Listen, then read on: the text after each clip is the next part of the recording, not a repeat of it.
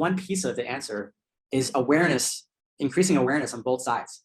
So having local communities be more aware of the opportunities. I think a lot of people don't know that you can make money online or how easy it can be with some skill training. And then on the other side, for the foreigner, how easy it is to potentially help the local economy through just being more conscious. So yes, you can volunteer. Yes, you can donate or fundraise. And yes, you can use your voice for social good. A lot of these nomads are influencers. So they can raise awareness of these things that can make a big impact for someone.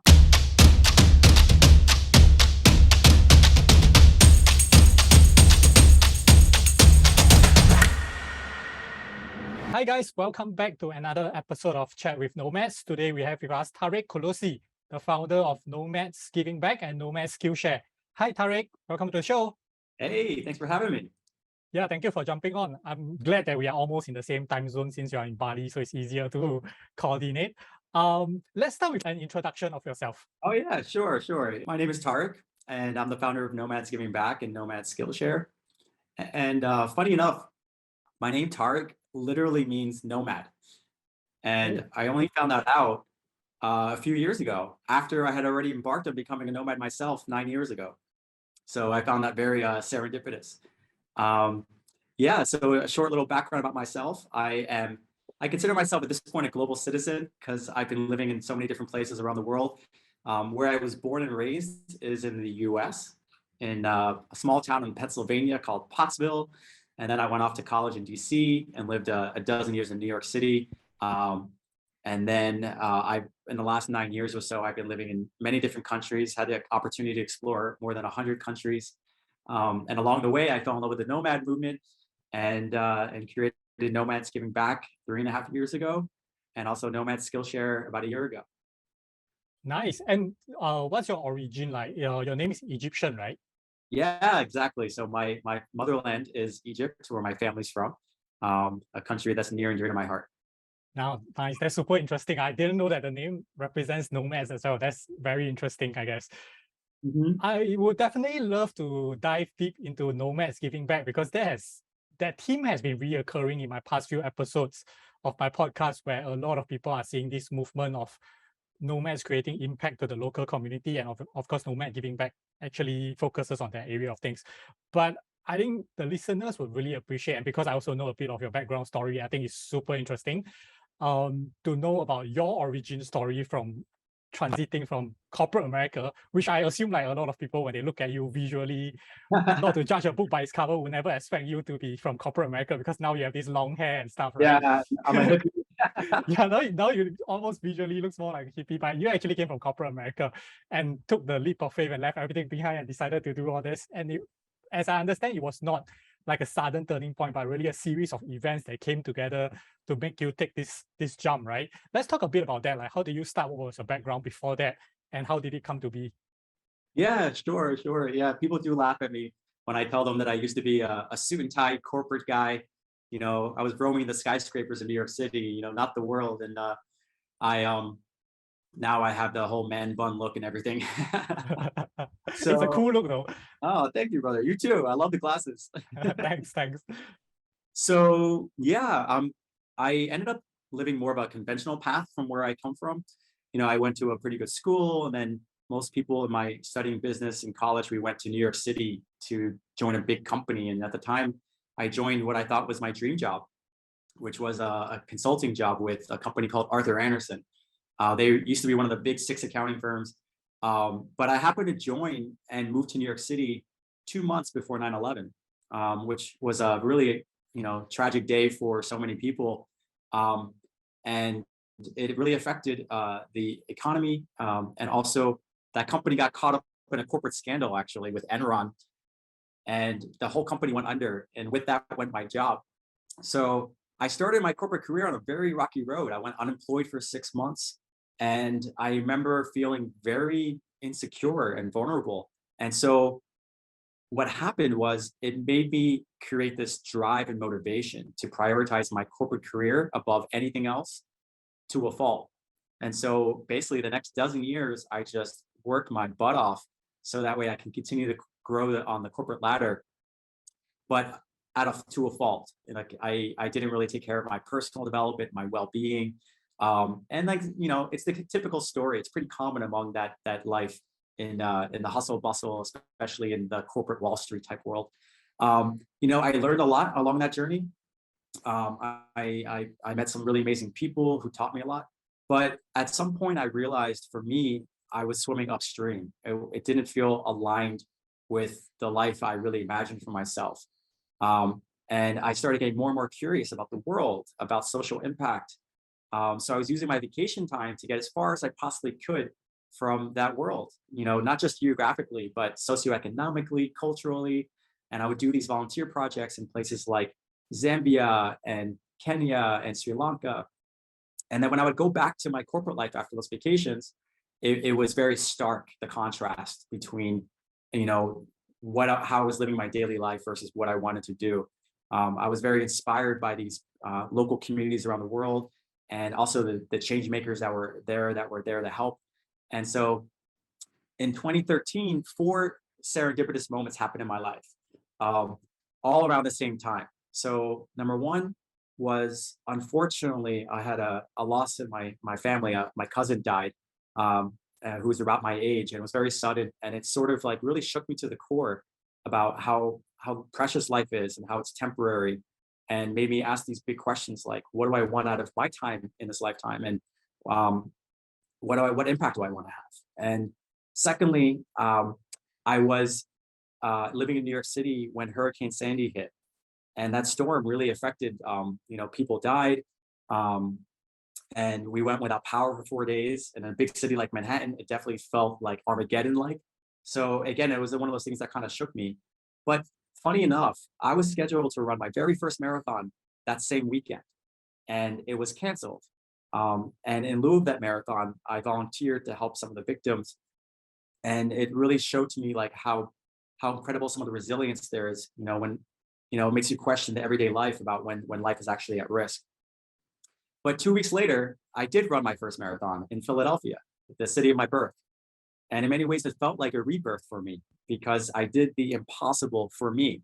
You know, given my background, you know, I used to smoke, you know, I was overeating, and I just wasn't living like a lifestyle of wellness. So for me to run a marathon was impossible. And I thought, if I could do the impossible in this part of my life, maybe I could do the impossible in other parts of my life. And then the fourth thing that happened was, I met one day a woman who was moving her boxes across the street on a trolley, and they were falling off. So I ran up and I asked her, "Can I give you a hand?" And she said, "Sure, thank you." And so I made some small talk with her for like 10 minutes moving those boxes. And I asked her, "What's going on? What are you doing?" And she said, "Well, I just finished my first dream." And I asked her, "What's that?" She said, I was working corporate for 15 years in New York City, and I decided to take a sabbatical for a year and go explore the world. And I explored 100 countries. And I was like, "What? Like, how is that even possible?" And so then I asked her, "Okay, so now that you're done with your, you know, finishing your dream, you're going to go back to the corporate life?" She said, "Nope. Now I'm going to go after my second dream." And I said, "What's that?" And she said, "Now I'm going to go back abroad and create a social enterprise." And again, I was just blown away that some person with a similar age, similar professional background is going after these big dreams that are like literally a dream for me. Like, both those things were something I would love to do, but meeting like an everyday hero like Chrissy really inspired me. So those 4 things happened. You know, my cousin's death and that Hurricane Sandy really affected me about, you know, that life is short and that we only get one go at this lifetime. So why not go after your dreams? And then the encouragement of running my first marathon, and then also seeing this everyday hero living my dream life, all happened around the same time. And I think there were signs from the universe to, you know, finally I decided to leave my corporate life behind and face my fears, buy a one-way ticket, and go after my dreams. That's interesting. And how long was this span of 4 events? Was it like within a week or within 2 weeks, or? Within months, within a few months. Wow, wow. This is very interesting, because I think we are also seeing, especially since we just got past COVID, and we are seeing some of the same factors coming into play, whereby people are starting to reflect back on their life due to different incidents or events that happen in their life, right? Of course, there were a lot of deaths that happened, unfortunately, for some people, and then they see that the whole world situation of it, and of course, the introduction of remote work, of course, giving the whole thing a push. And then we're also looking at inspirational people like you who are giving talks, who are going around and sharing the story So people actually see that, hey, it does not take like anyone super special, like any ordinary person can do it as long as they plan and work towards that particular goal, right? So Exactly. I'm curious, when you mention about you first got into corporate America, I'm pretty sure that is a bit of like pressure from society plus from the family, right? Because as a immigrant, and I also come from an immigrant background, so there's always this need to like follow that path and, you know, get a good corporate career and go that route. But when do you realize that doing something like a social enterprise or something that's more close to the ground and related to the common people, it's almost a passion of yours? Like, do you know it right after graduation? It has always been like hidden at the back of your mind, or is it like as you go through the corporate life, suddenly you realize this is not exactly what I want to do? Yeah, you know, that's a really, really good question. And you just reminded me of something. So I about a year ago, I was playing around on my Amazon.com and I found this old wish list, like in a somehow somewhere stored away. And in that wish list was a book saved. And the book was saved on October 11th, 2001, Oh, called that's How to Start a Nonprofit. And it just happened to be exactly 1 month after 9/11 when I was living in New York City. And that book I never bought, you know, and I ended up doing the corporate thing for a dozen years, like I shared. So it was something in me. And it's interesting the timing. You know, at that time, I felt a lot of empathy for the victims and the world and the economy. And it's interesting that when sometimes things in your life or in the world are tragic, it really reminds you about what really matters. And I think deep down, I always wanted to have an impact. But like you said, with being a child of immigrant parents, but also just the world I found myself in the competitive business world, um, you end up, you know, surrounding yourself with people and energies that are contagious. So it's Mhm. so important to surround yourself with energies who inspire you the most at your core values and what you want out of life, because no matter who you surround yourself with, you're going to naturally think and act and operate like that. And I got caught up in the corporate rat race. I got caught up in the keeping up with the Joneses mentality. Like I felt, you know, you need more. You need more money. You need more prestige with your career. You know, and at some point, there's nothing inherently wrong with that. But if it's not aligned with who you are, then it's important to make sure you're climbing the right ladder. If the ladder is on a different wall, at some point you have to climb down that ladder, walk over, and climb up the ladder of the wall that you actually that you're destined for. That is aligned with your soul mission, your dreams. And it's hard to go against the social norms, you know? So Mhm. like for me, the biggest challenge, I think honestly, the biggest challenge of my life probably was walking away from that path and having people question me, like, are you crazy? You know, what are you doing? You know, to go against the grain is very tough. But at the same time, it's the best decision I ever made.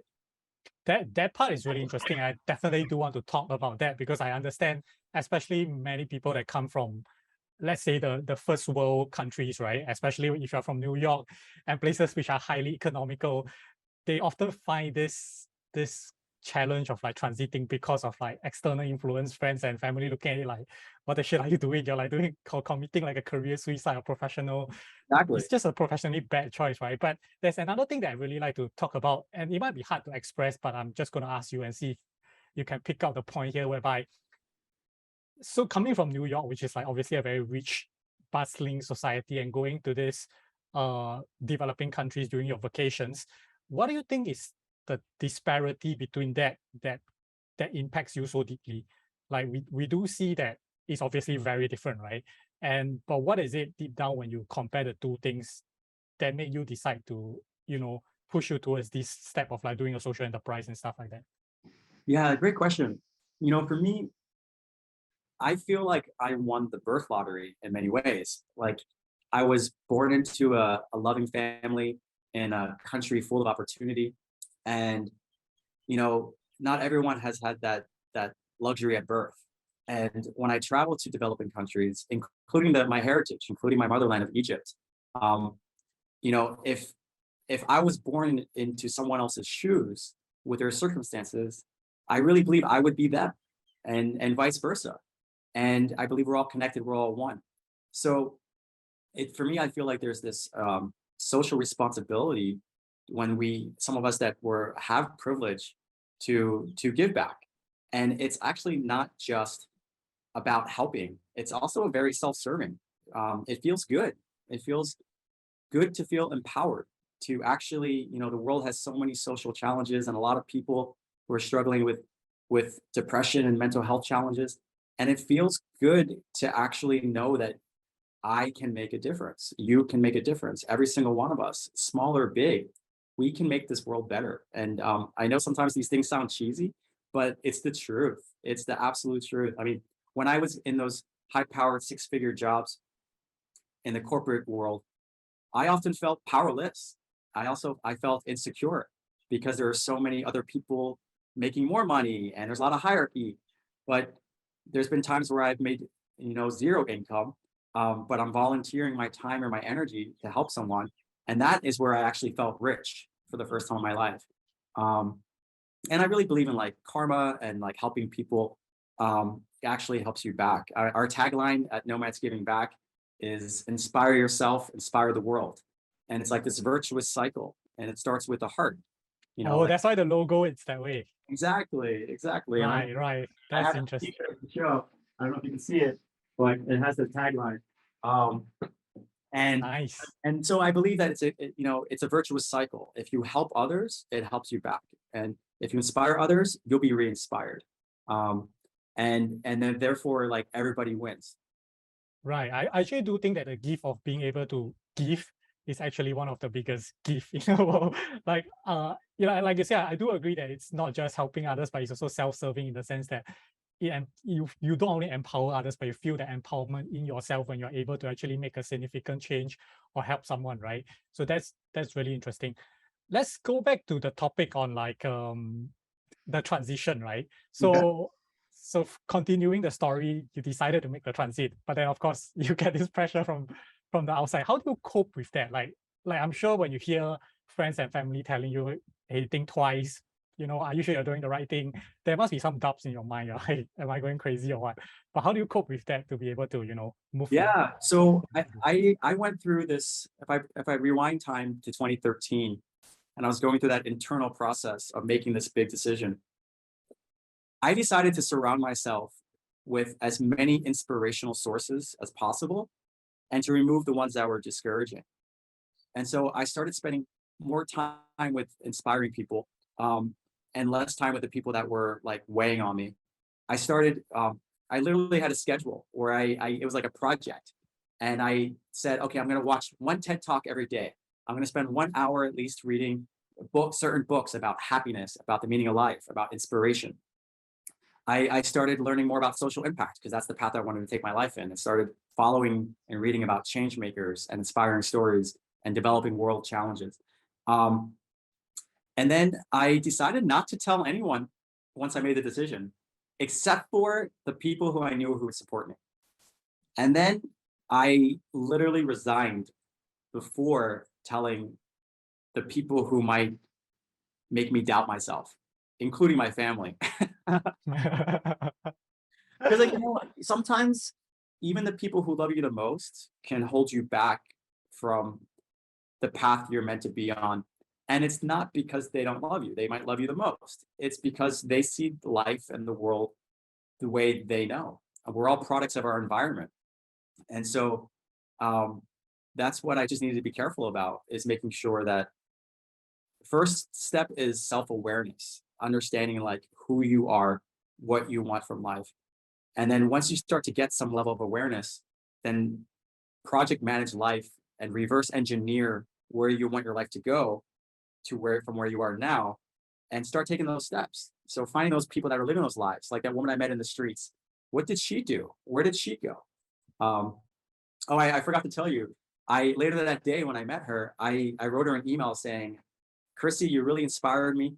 I really hope our paths cross again one day. And years later, after I adopted her two dreams as my two dreams, I bumped into her randomly or serendipitously in Bali, where I am right Ooh, now. And at this point, that was from 2013, that was 2016. And now we're good friends. I just chatted with her last week, and I always wear her bracelet, the bracelet that she started her social enterprise. It's called the Love Is Project. And it's all about nice. all about helping empower women through higher income through creating these bracelets in developing countries. And I just love how the universe, kind of plays this game with you sometimes, where it comes in and out, and the people who can change your life. She literally changed my life. And I told her that when I met her again in 2016, I was like, you changed my life. I went after the same dreams you had. And she was like, who are you again? So you never know. You never know what impact you're having. And it's so important to just live your truth. And people will be inspired by that. And you never know how much you might change your life. And let's say, what do you think are some resources that you actually consume during that period that you think might be helpful for others who are like at the same point where they are, trying to get over the negativity to go towards the positive side? What are, I don't know, good YouTube channels or good books to read? So for me at the time, it was reading very specific, like reading lots of books about happiness, about meaning in life. For me, in my particular situation, I love social impact and social enterprises and ideas that are like business and economic, but that has sustainable change. So I read a lot about that. Psychology, and then like TED Talks. I actually joined the virtual TED conference at that time, where it was like a week long of sessions and you just watch it live on your computer or flat screen. And then also physical wellness. I started getting into running at the time. And for me, running became a form of meditation, and I started getting addicted to it. So I went from that first marathon and then eventually set a goal to run 25 marathons. And I was running them around the world. And for me, once I get past that first hour of running, it even becomes more like a meditation, where I just really tap into yourself. And like if you're more aligned with your mind, body, and soul, then everything sort of flows in a smoother way. Nice. And so now that you have decided to leave and you bought your one-way ticket, where do you go? Well, the first stop was my motherland, visit my ancestors before I see my future. So I spent a week with my family, and then I went to Southeast Asia. It was a place that always piqued my interest. Sorry, at this point, you have never been to Southeast Asia. So this is your first trip to Southeast Asia? My second trip. Okay, got it. But yeah, I wouldn't say I knew it. I just had a taste of it. And then I really want to get into volunteering. So after a couple months in Southeast Asia, I did my first major volunteer project for 4 months in Kenya. I joined an incredible organization called Kiva, Kiva. They're all about microfinance lending, and they have this platform where you could lend $25 to a farmer named Mary in Kenya, for example, and someone else lends $25, and 10 more lend $25. And then she'll have this $300 loan where she could, for example, buy 2 cows and create more revenue from those cows. And then she pays you back over time. And then you can relend that money to someone else and someone else. And so I was a fellow helping them grow their impact in Kenya for 4 months. And that was a life-changing experience. It's my first time ever to sub-Saharan Africa. And it was my first time like really connecting with people at a very different socioeconomical background, and seeing how they live their lives, both in the rural areas and in the slums. And it kind of showed me, it really opened my eyes and opened my heart in ways that it hasn't before, because I just saw both the challenges, but also the beauty in the way many people around the world live their lives that I just did not have any exposure to. So that for me was life-changing. Right. Yeah, I definitely do think that that's very impactful, because I got my first dose of it. Let's just call it that way. So one of the first countries that I traveled that is very far from my origin culture was Mexico. And when I was traveling around Mexico in the touristic part, let's say, back then it wasn't still as touristic, but the more touristic part like Mexico City and stuff, it was still fine. But it was when you go into the rural areas that you start seeing these things that are kind of just a bit shocking, because like I've never seen it back home before.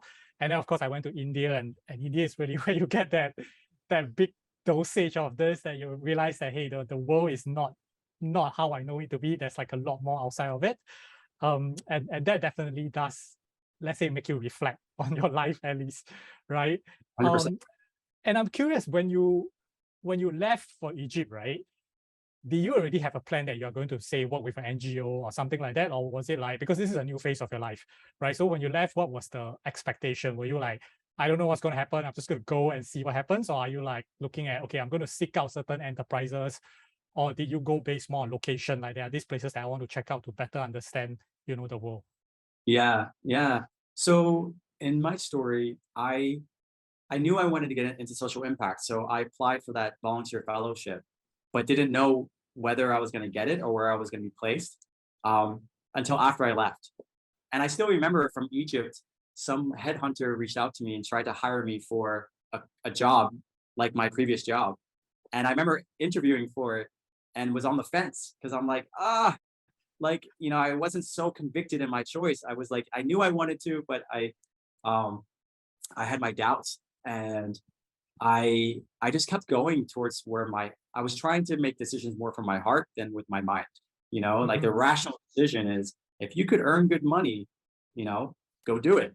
And I had to shift the paradigm in my thought process that it's not all about the money. It's not all about the career path that I was used to. I was literally trying to get off the ladder and climb another ladder on a different wall.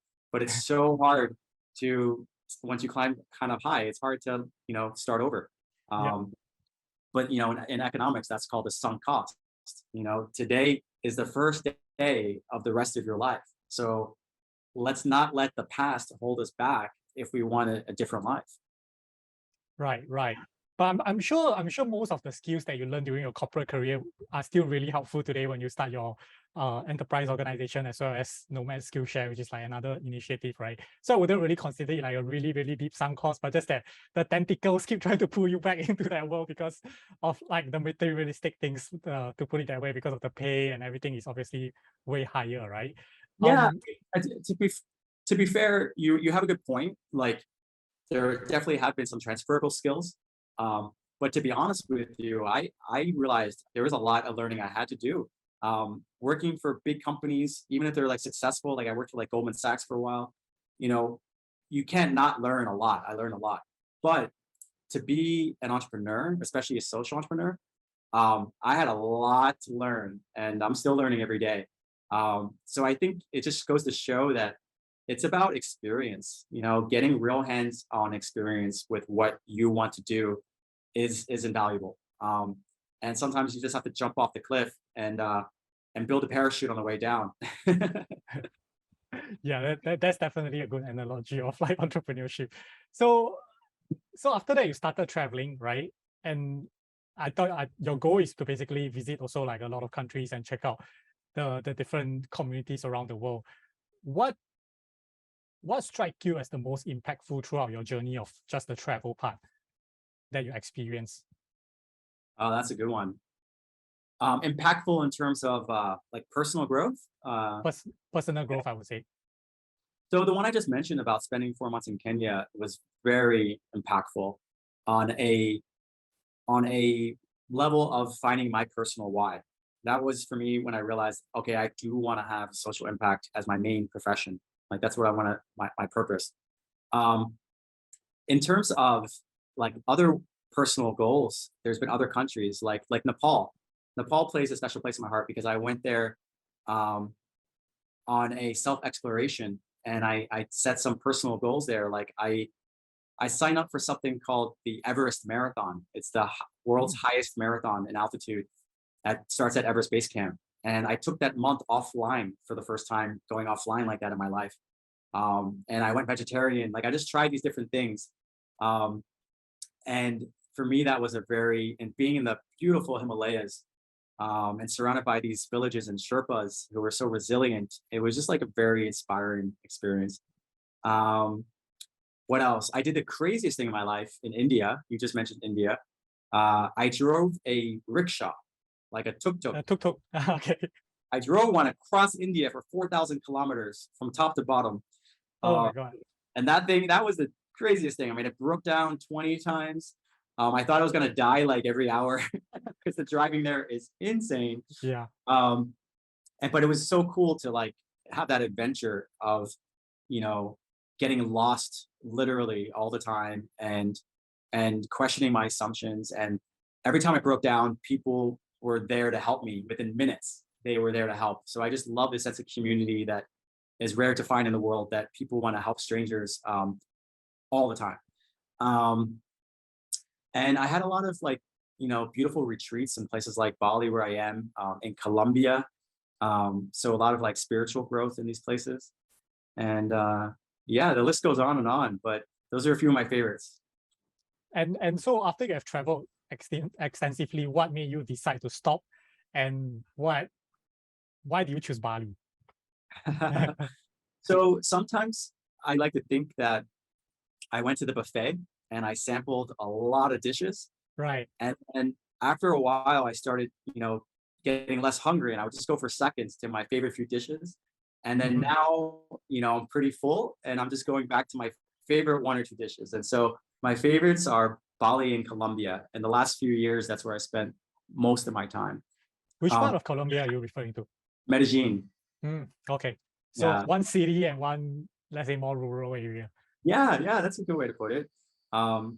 Yeah, both places are special for me. Like I said, I had a lot of personal growth in these two places. I met a lot of inspiring people, and built community around people that have shared values and interests. The local communities in both places are incredible, very warm and hospitable, full of life, full of tradition.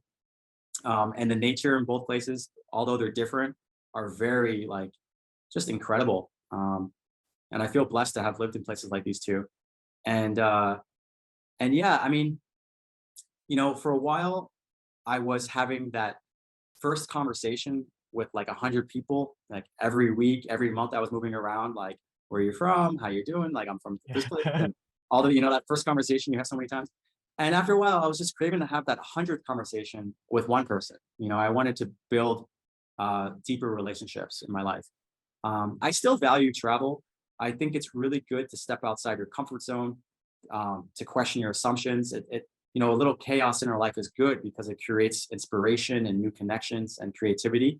But at this point in my life, I'm also craving a lot of stability, because I think that's where you can get a lot more impact through routine and structure. And I just think it's important that we understand our why.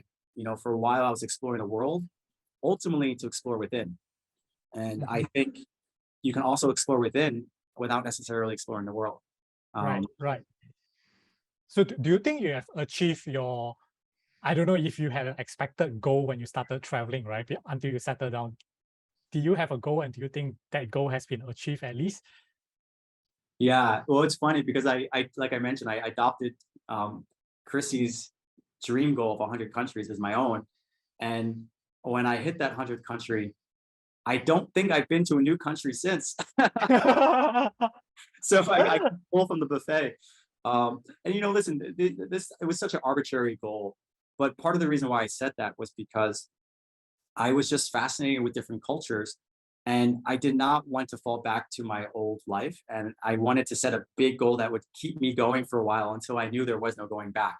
So it served me well with my personal path and knowing myself and how I tick, what makes me tick. But it's not about a number, and it's really about understanding who you are, what you want, and what serves you well. And for a while, it was serving me really well to keep going. And now at this point, it's serving me well just being in the places that I love the most. And yeah, I had the opportunity to connect with people all over the world, like right now talking to you in Singapore. So sometimes I feel like I'm exploring the world vicariously through other people. Like one of my best friends right now is doing a fundraiser in Sierra Leone. She's on her team. And now I'm hearing about what it's like to be in Sierra Leone. So, we can also just explore the world virtually sometimes too. For sure. And a lot of people and nomads pass through Bali. Yes, exactly. Yeah, so that is definitely a good place to be able to capture stories from other people, I would say. So Yes. so let's talk about Nomads Giving Back, right? So after you end up in Bali, how did Nomads Giving Back come about? Like after your travel, you decided to settle down in this place, but what created the concept for this thing? Sure. So I mentioned I was backpacking for a while, and then I started to slow down, and I found myself gravitating to these so-called nomad hubs. And I found myself in Bali in 2016, spending time at this co-working hub a few of them actually. And I fell in love with the nomad movement. I loved how they were, leaving the conventional life behind, going after their dreams, like creating something. And I would often ask them, because I knew I wanted to get into social impact. I'd ask them, so how are you connecting with locals? And how are you giving back to the community? And most of the time they say the same thing. I don't know. But if you figure it out, let me know, because I want to do the same thing. And so when I heard that enough times, I recognized that there's this gap, an opportunity to mobilize the collective power of the movement and help solve that problem. I want to get back and I don't know how. And that was the beginning of it. That's really the why behind Nomads Giving Back. And then I found myself having the opportunity to give a talk about my personal life and my personal journey and the goals I have. And I used that opportunity, it was on the Nomad cruise, to talk to 500 nomads in the middle of the Atlantic Ocean about the concept. And I launched the concept of Nomads Giving Back to inspire you to get back to the communities you call home away from home. And that was 3.5 years ago. And it's been a beautiful journey since then. I had my first project and event in Brazil where we landed. And then I moved over to Medellin, Colombia, where that was really the beginning of the organization, where we built a team and started having lots of events, bringing together leaders of social causes, and lots of foreigners and expats, and being that bridge between the two communities. And we had all different types of events, from impact panel discussions to masterminds to workshops to impact trips. And I love both Medellin and Bali. So I was kind of going back and forth between the two, building those two hubs and having local team members and local relationships and partnerships simultaneously. And then eventually the pandemic hit, and I found myself in Bali at the time. And so I obviously we know what happened there. So I just stayed in Bali for a while, and it became more of an expat here. Although I still have some of my heart in Colombia. So I was there recently. I was there a few months ago, and held a couple events there. And yeah, we've had events in more than 10 different countries, about 130 of them now. We have, I like to think of our impact in 3 ways. There's advocacy, fundraising, and volunteering. And advocacy is all about using your voice for social good. So we have this amazing team behind this, more than 100 volunteers and ambassadors all around the world. And advocacy is a lot of what we do. We use our social media, Nomads Giving Back, our newsletters, our Facebook groups, to spread the word of like all these great work that social causes are doing, how people can help. And then we support a lot of fundraising efforts around the world. And then finally, volunteering. Not only is our team full of volunteers, but we really advocate for volunteers for our partners around the world. We have a free volunteer matching program. So if anyone's feeling inspired but doesn't know where to start, we have an application form on our website, and people can get placed and matched with a cause that they're passionate about, using a skill that they either have or want to develop. And then along the way, pretty much during the pandemic, when we realized we couldn't have events all the time, or at all for a while, we decided to go deeper into Skillshare. And, we thought it probably makes sense to build a new brand called Nomad Skillshare, so that way it's clear about what that's about. And so with Nomad Skillshare, we're empowering you to learn the skills to live the lives you imagine. So now we have courses about remote work skills, like how to get a dream online job, how to become a social media manager, how to become a virtual assistant, one about solopreneurship. And it's all about community learning. So we have a community thing at Nomad Skillshare. So I want to dive deeper first on the giving back part, right? Because I reckon when I hear you say it, and when I first heard about Nomads Giving Back, the scope seems very big, right? Like, without diving deep, I would not understand whether when we talk about volunteering, was it more towards social volunteering, which most people might imagine like going to help out with maybe in an old folks home or some stuff like that, or building like a village or things like that, versus the other part which I'm seeing coming up a lot, which is skill shares and knowledge transfer to local communities, which might be more towards what Skillshare is trying to do. But just based off like because Nomads Giving Back have been around for like a few years now, from that experience, what are the more prominent activities or category of activities that are beneficial to the local communities? What are people generally looking for? Yeah, you summarized that really well. I think thanks for elaborating on that, because there is this conception, this idea that volunteering is like, building a house, at school or something, and using your hands. the vast majority of the volunteering that comes through our organization or through our matching program is about sharing digital skills, sharing entrepreneurial skills, the skills that people are usually earning their income from. When I meet with these leaders of social causes, I often hear the similar types of needs. It's, how do I get my message out there? How do I grow our social media? How do I improve our website? How do you scale the impact? And it's a common gap that is also a common skill that nomads have, because a lot of them are entrepreneurs or freelancers that have gone through that either for their own business or that's their actual profession. And secondly, like, a lot of these causes are looking for more connection to the foreigners that are visiting their countries. And that's what's been really great about what we do, is that we are a bridge. A lot of people are coming to us trying to connect with the causes, and the causes are trying to connect with the foreigners. So it's a really nice fit. So for example, like, let's say one of them is trying to have an event and do a big fundraiser event, but they want to invite the foreigners. They might not have that as their community, but we do, and so we help connect them. But I would say the top, say, 3 skills is digital marketing. A lot of these social entrepreneurs and nonprofit founders, they either don't have the capacity or the interest to get big into social media. A lot of them are very humble. They're just like these people that just want to, for example, like, help kids get a better education, but they don't care about Instagram. I just was on a panel discussion last week at a co-working hub, and one of the fellow panelists said, he's like, we struggle with Instagram. I know we need to be there because that's where a lot of the people are that we need to reach. He's like, but I was afraid of it and I don't have the skills for it. He was just very open about it, but he's amazing at building educational programs for the local Indonesians that need it. So that's where we love to try to have the biggest impact, is people who might have a passion for social media, and it's easy for them to share that skill. Yeah, we can build walls and schools, and that's really helpful sometimes, but it's not necessarily the best use, the optimal use of someone's skill. Like, for example, if someone was building a hospital in Africa, would you want the heart surgeon to be the one building the bricks? Or would you want the heart surgeon doing heart surgery, right? So having the optimal resource allocation will optimize the impact for everyone involved. Yeah, that's very interesting, because when I hear you say that, everything just clicked, because I remember a few years back, there was always this initiative of, like, schools sending kids or students basically overseas to do all these community service programs, and sometimes it involve like building stuff.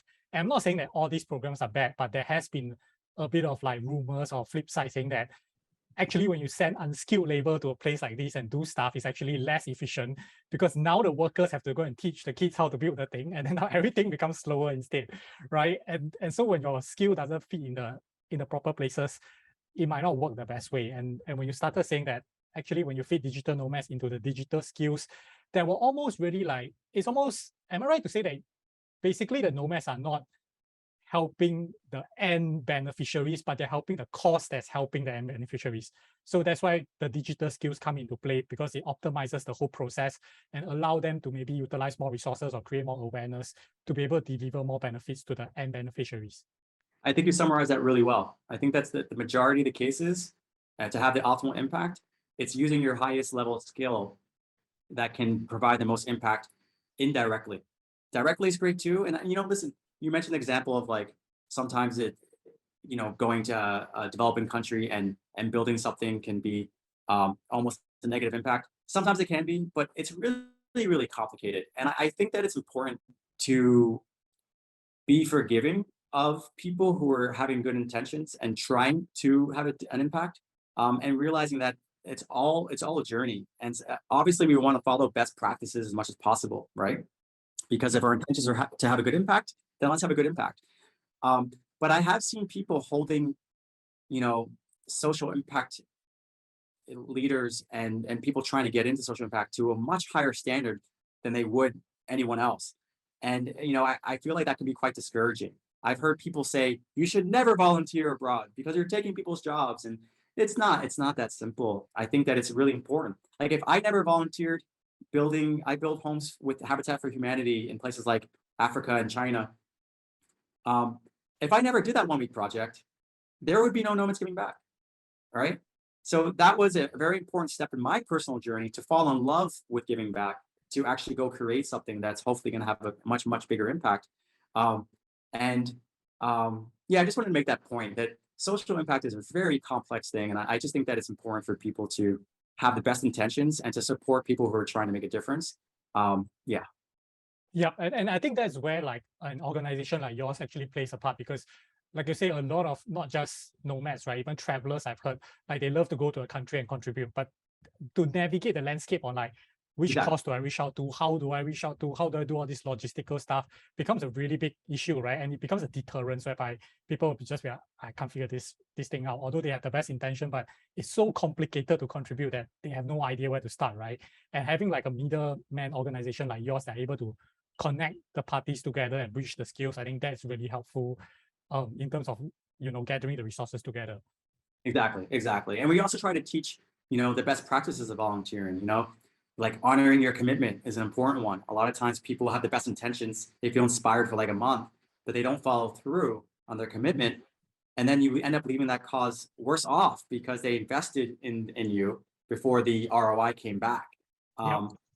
Or sometimes volunteers don't come in with the best attitude because they think they know better, but they need to listen, understand that there's unique social challenges and cultural differences that need to be factored in. So I feel like, there's a saying that we have 2 ears and 1 mouth for a reason. We should listen twice as much as we talk.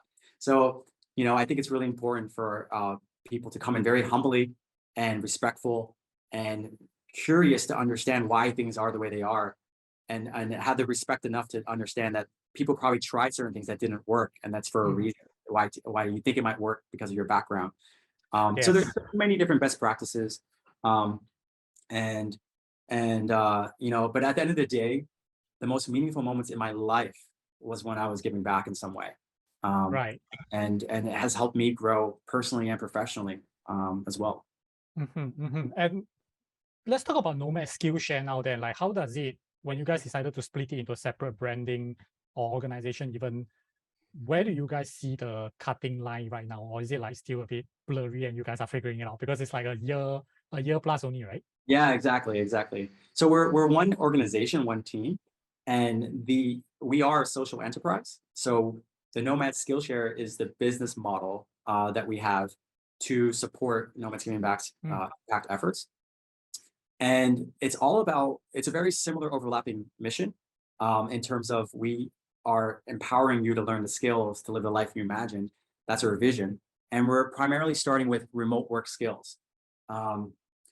We have an online community platform, and we offer like master classes and workshops and courses. And what I love about even just Nomad Skillshare is also very impactful. We have a buy one, give one scholarship program.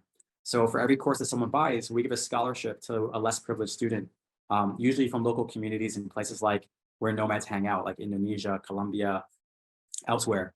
And at the end of the day, when I think about where a typical expat nomad is having their $3 cappuccino working on their laptop, what's the difference between that usually young person using their skill like web design or social media, and the person serving them that $3 cappuccino who's probably making that amount of money in half a day or a day? It's a skill. And some of these skills these days are not Harvard PhDs, that require years and years of education and hundreds of thousands of dollars. These are skills that people can learn in a matter of weeks or months that cost hundreds or maybe a few $1,000s. And it's amazing that that small barrier can determine someone's entire life journey between that 25-year-old nomad on their laptop drinking the cappuccino and that waitress who is serving it. So that's what I love about our strategic approach, our impact approach of being more inclusive by giving some of these skills to those who need it the most. And then secondly, like people are, even the nomads and expats, they're craving connection as well. And what I love is that we are offering it from a more of a community approach through our events, through our courses. We think we can learn and have more fun together. And finally, even from the teacher's perspective, so many of my friends in this field are doing this all by themselves. They're solopreneurs. They're trying to be the expert in their skill that they're teaching, whatever that is. But then they have to create their own marketing. They have to do their own sales. They have to figure out their own accounting, their own finance. Like really, we're a collection of individuals. And as opposed to an organization that has like a leadership and structure and efficiencies and divide and conquer approach. So I love the framework that we're doing where we're trying to build a coalition, a community where we can help each other achieve our own goals. But as a whole, we're all having even a bigger impact by sharing, you know, the whole thing. That's interesting. And I assume that for Skillshare, everything is doable online, or is it like a fully physical presence thing? So good question. We've done both, and we plan to do both online and offline. Our first course we did in person here in Indonesia, and that was specifically for locals on a scholarship basis. And for now, recently, like about 6 months ago, we launched our first 3 courses that we created ourselves: how to get your dream online job, how to become a social media manager, how to become a virtual assistant. And now we're expanding a marketplace concept where we're finding teachers that we love what they're doing, it's aligned with their values, and they're joining us on our marketplace, and we're helping to help each other out, cross promote. And yeah. are these like pre-recorded courses, or is it like a live one-to-one session, or is it a mixture of both? What kind of models are you guys working with? We want to do both. The current courses right now are pre-recorded, and they have like worksheets and quizzes, and we have a community platform where students can chat with each other and we can talk to them. And we're ready and prepared to do live programs as well, but we're still early on that journey. And yeah, it's all about finding the right time for us to try different things. So we tried the in-person, we tried the pre-recorded, and once we get enough demand and following and community, we can also do, like for example, we've done live masterclasses and workshops, both in person and online. And our next one is later this month. So I think I would love to do live courses as well, again in the future. Nice. Yeah, I think the live courses have like an interesting element to it, because you talk a lot about community building, and I do believe that that's a huge element to it. I mean, of course, pre-recorded courses are a proven business model, right? But there's always this saying that actually when a lot of people buy the course, it's not just for the materials, but really the community of a class, you know, like the group of people that are learning together with you to move towards a certain goal. You're reminding me of like when we did our first course in person here in Bali. We did it in person, but then there were a couple students that like couldn't make it, you know, in person, so they would join remotely. So we had a flat screen at the end of the classroom, and then we had 3 workshops where our ambassadors from around the world joined in and taught the in-person class with me on their expertise. And so I love the whole situation, because like my friend, our ambassador Jordan, who's the remote job coach, he's an expert in that. He taught a session on, you know, how to optimize LinkedIn from Mexico. And then our friend Virginia, who's an expert in HR, she taught about like how to have the best resume, you know, or interviewing, I think it was. And it's just amazing how with technology and in the live dynamic, like you said, we can really bridge the gap and bring those resources together. Yep. And that's it. On the Nomads Giving Back concept, is it also purely physical, or do you guys do remote? Because it sounds like a remote model might even be possible for that, right? Oh no, we do both. So in terms of our events, you know, we've had 130 events, and more than half were in person, and many of them were online. In terms of the volunteering, a lot of it is remote, both for our organization and for our partners. The majority of it is remote. But whenever you can get in person, like I'm old school, like you said, like I love bringing people together, like in person. I feel like that's where the magic happens. But you know, technology also has its benefits of bringing us. Like right now, I wouldn't have met you and had this amazing interview if we didn't connect remotely. So you know, it's about, you know, optimizing what we have, you know. But when you do come to Bali, I'll show you around. I can't wait. For sure. I'm definitely looking into it. And one of my friends is like traveling around Southeast Asia at the moment, so I'm like trying to also be able to catch him depending on where he is. So, but Bali is definitely in my mind at the moment, since it's so near as well. Yeah. And what do you think is looking at it now that the pandemic is hopefully coming to a closure? Does it impact you guys in any way, or do you see like what's the future path? Yeah, I went on my first trip in 2 years just recently, And when I came back to Bali, it was a different Bali because it was locked down for 2 years when I was here. And we had this like very intimate community where we almost like, it felt like we knew everyone. And I came back and it was like, oh my God, where did all these tourists come from? So it's definitely changing things now that it's getting back to normal. I mean, I'm sure I'm not alone here, but remote work is here to stay. The number of nomads is going to continue to grow, and expats. There's no doubt about that. It's just a matter about like how much. And I think, I'm really excited about our future at our organization because we've established ourselves as like the thought leaders and the impact community for nomads.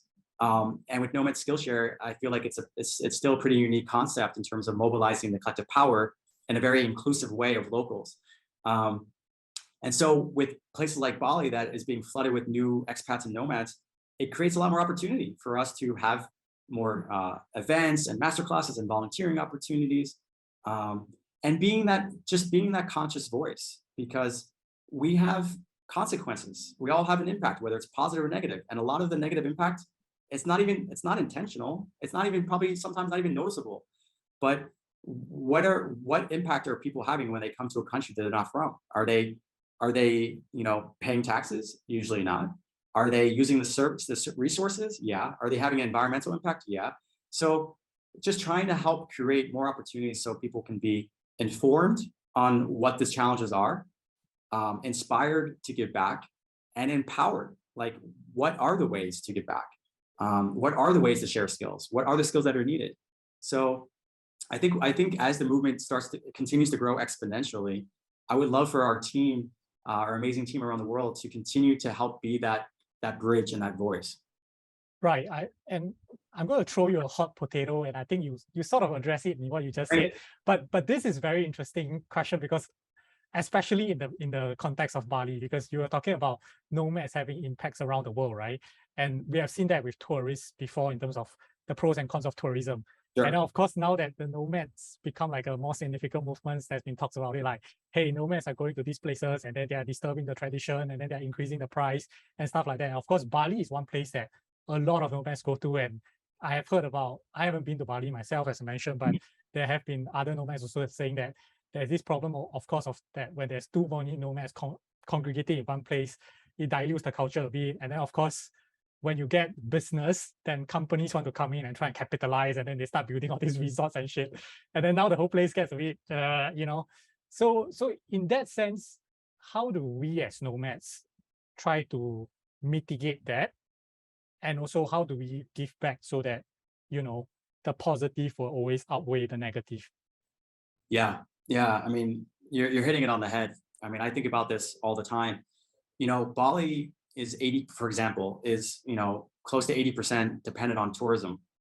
And so, enter the pandemic, and then all of a sudden, what does the economy do? And they were closed for like 2 years. So it really, really affected the local economy. And that's where I think, for example, Nomad Skillshare's mission can really help, is that how can you diversify the economic opportunities for people? It's if I was a Balinese person, of course I would probably enter tourism and go where the economic opportunity is. But if there's more of a diversification in the economy, that helps. So that means at least trying to bring education and opportunities to where people may not be aware of it already. So I think your question is a big one, but one piece of the answer is awareness, increasing awareness on both sides.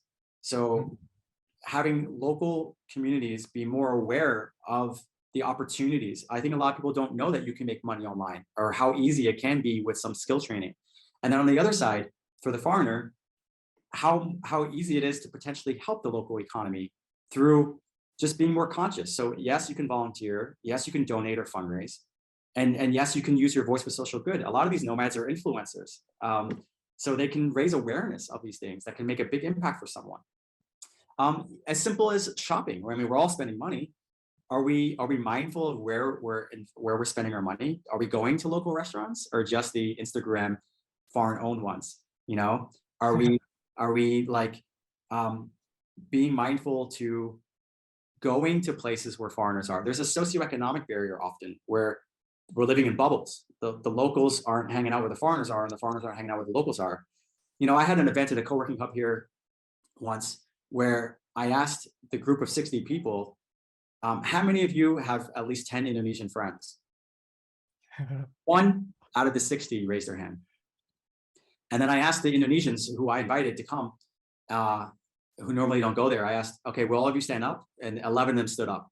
And then I said, okay, guys, before you leave today, introduce yourself to these 11 Indonesians and become friends with them, so you can have 10 friends in Indonesia. So it's not intentional. There's no judgment here. I often go to places and I haven't, made local friends as many as I would like. But where are you spending your time? Are you going to the co-working hub that costs more money than the locals can go to, and to the gym that costs more money, and to the restaurants that cost more money, and to the clubs? And that's where I think it's important to try to find opportunities that are more culturally related. And that's where volunteering can really be beautiful sometimes, because it's a way to tap in and enter that world. And literally sometimes just having one good relationship can open up your eyes to these things that we weren't even aware of. Yeah, you brought up a good point, because there's another thing that I've really heard of regularly, whereby nomads just go to a place and they hang out with just a group of nomads, which then sort of defeats the purpose of traveling in some sense, right? I mean, yes, like I still love to meet other travelers, because I think other travelers have their own stories which are very interesting to hear. But you also want to try and blend into the local life, because that's the one of the other reasons why you're even traveling, right? If you're just hanging out within a bubble in itself, then it gets a bit weird, right? So that's interesting. So Exactly. to conclude, right? Actually, are there any certain skill sets that you guys are finding to be high in demand in terms of giving back, but like you don't have as much people applying for? Good question. I continuously see challenges with social causes looking to grow their awareness of their mission. So that relates to digital marketing. But the number one thing is usually financial sustainability. So that can relate to either fundraising, if you're a traditional nonprofit, or if you're a social enterprise, business development, like how to help build and support the revenue streams. A lot of these change makers are so passionate about the one thing that they're really good at, but they don't have the team, they don't have the resources or the time to build it as a sustainable, scalable thing. Right. And the only way to really do that is through the resources are usually financial and people, and the people is the skills. So that's where volunteering, if it's done the right way, can be a game changer for a social cause. It's also a great way for the volunteer to learn and develop new skills. There's been times where I've taken on volunteers who aren't experienced in what they're helping out with, but it's their opportunity to get a foot into that field and to say, like, after learning hands-on on the job, and then they can take that and bring it to their future career. So yeah, to summarize your question, I think it's about scalability of the organization, whether it's fundraising or business development, and also the digital marketing. Right. I definitely want to echo that, because when I first heard you talk about doing Nomad Skillshare as a business model to be able to sustain the Giving Back initiative, and this was an area that I actually looked into years ago when that was the first time I went to India, and it was actually to help a non-profit organization that deals with they fight for the rights of the camel tribe herders in northern India, right? And the problem with these organizations is that they are very dependent on government grants and stuff to continue their operations. But this also means that whenever the government grants disappear, then the whole organization cannot sustain, right? Right. So one of the reasons I was there was also to look into spinning off almost a commercial arm, which can help them to sustain their operations. So this came in terms of like creating ecotourism in northern India together with the camel herders, or like making like camel dung paper. So you take the camel dung and then you make it into recycled paper, or like ice cream that's made out of camel milk, and those kind of initiatives that make it a bit more commercial, so they can start making some income that's able to make the whole model more financially sustainable just within their whole organization. So that's definitely a big part, or like that's almost a significant problem that a lot of nonprofits actually face. So that would be an area that I think a lot of commercial mindset might come in and be able to contribute in that aspect, right? Yeah, 100%. Yeah, that's really cool that what you did. And I think that's a great illustration. Cool. And so if people want to look for you or to catch up with you to figure out how they can contribute when they go to a certain place, where do they look for you? What are the best avenues to find out about the initiative and participate in it? Yeah, absolutely. So from an organizational standpoint, Nomads Giving Back and Nomad Skillshare. It's just look us up on social media. We are on Instagram, LinkedIn, and Facebook. And our websites are the same: nomadsgivingback.com, nomadskillshare.com. You're welcome to join our community, get involved, apply to join our team, or join as a volunteer to our partners, or take our courses, apply for our scholarships. So many ways to get involved. And feel free to reach out to me directly. I love hearing from people around the world. You can find me on Instagram at tarek.world or on LinkedIn, Tarek Kholoussy. I'm sure the details will be below. And yeah, no, I'm really grateful for the opportunity to chat with you, Rex. Yeah, thank you. For sure, I'll definitely drop your contact details in the show notes because I don't think the spelling is easy for your name. Yeah, that's true. Yeah. That's true. All the details will be in the show notes. And thank you for your time, Tarek. It's a lot easier. Yeah, for sure. All right, thank you for coming on today and sharing. I think there was a lot of insights here, and I do think a lot of people benefit from both your personal story and how you actually took the leap of faith to get to living a life that that is true to your own core and what you want to do, as well as learning how, like if they're traveling around, how they can give back to the local community. Yeah, absolutely. And I just want to thank you. And I listened to some of your other podcasts, one with a good friend of mine, Gonzalo. And I just love like your style. The questions that you ask are really thought-provoking. And I appreciate your support. Thanks so much, brother. Thank you so much. We'll catch up again soon.